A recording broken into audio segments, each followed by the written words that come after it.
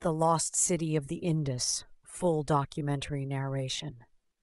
People still talk about how an ancient civilization rose up quietly in the northwestern part of the Indian subcontinent. The Indus River flowed wider and stronger back then. It supported a place that grew strong and then vanished in ways we still puzzle over. We know it today as the Indus Valley Civilization. At its center were two major ancient cities. Harappa and Mohenjo-daro stand out as the real lost cities of the Indus. Way before anyone built pyramids in Egypt or carved stone tablets in Mesopotamia, folks settled along the rich floodplains of the Indus. They turned mud into bricks. Those bricks became houses. The houses formed neighborhoods. From all that came a powerful civilization. Around 3300 BCE, the Indus people stood out for their careful planning and peaceful ways. They did not focus on wars or kings or big conquerors. Their cities followed perfect grid layouts.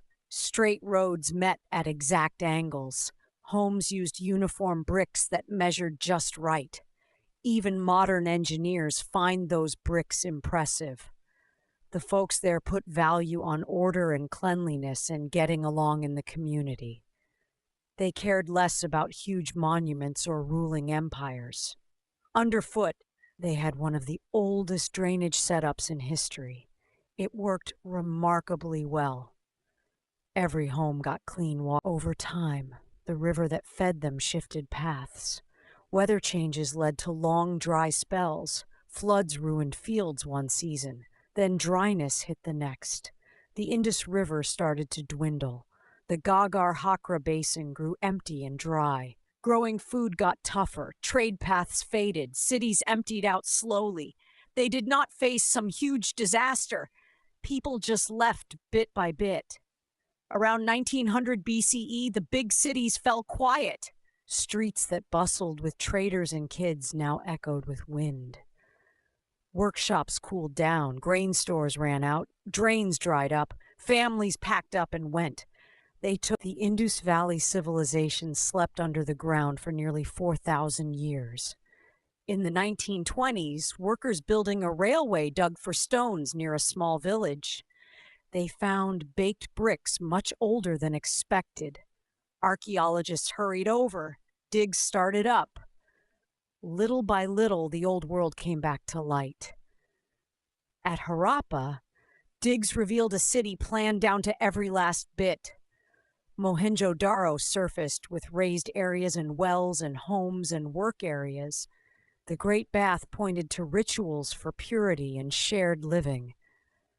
Thousands of items turned up like pottery and beads and bronze tools and playthings and small figures and those odd seals. What surprised everyone was how advanced it all seemed. The lost city of the Indus turned out to be no legend. It existed for real. It waited under the soil all that time. It waited for someone to tell its tale again. Archaeologists keep finding more sites from the Indus period. Over 1,000 spots have come to light in Pakistan and India, and even farther. Each one adds details to the picture. It shows a group that valued clean ways and teamwork and smart building. Still, plenty of unknowns linger. Leaders of the Indus cities remain unnamed. They built no palaces or big monuments. The seals carry meanings we cannot read. Their language sounded in ways lost to us. Some last event drove them to fade away. The script stays undecoded for now. More digs will help uncover truths. The Indus Valley holds on to its mysteries a bit longer. We grasp enough to honor one of humanity's top achievements. It was a place of structure and smarts and calm progress that came way before its era.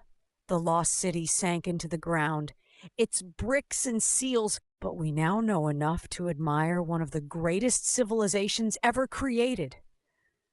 A city of order, intelligence, and peaceful sophistication that existed far ahead of its time. The lost city of the Indus may have vanished from the earth, But through its bricks, seals, and silent streets, its story still whispers across the centuries.